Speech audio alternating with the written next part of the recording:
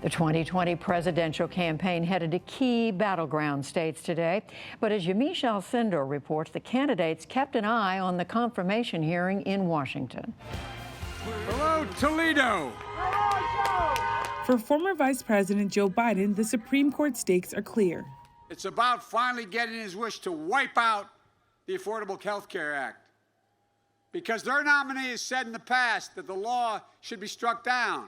Well, hello, Ohio! For Vice President Pence, Barrett's nomination and confirmation hearing are about standing up for religious liberty. Some Democrats have raised questions about whether Barrett, a devout Catholic, can separate her faith from her judicial rulings. To live, to work, to worship according to the dictates of our faith and conscience lives in the Constitution of the United States of America. Both Biden and Pence spent the afternoon in Ohio, where early voting started last week. 4 years ago, President Trump won the state by 8 points, but recent polls show Biden and Trump in a statistical tie.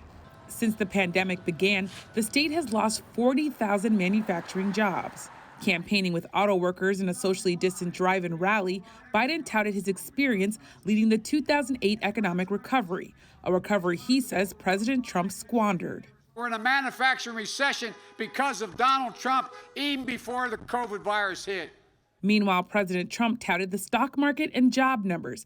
He also attacked his opponent on Twitter, writing, "Sleepy Joe wants to quadruple your taxes. Depression."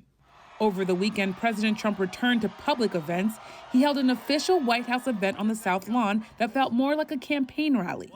On Saturday, hundreds packed the lawn wearing red hats with little social distancing. The president, who is still recovering from COVID-19, spoke from the balcony about law and order. In a letter, White House Dr. Sean Connolly said President Trump is no longer considered a transmission risk to others.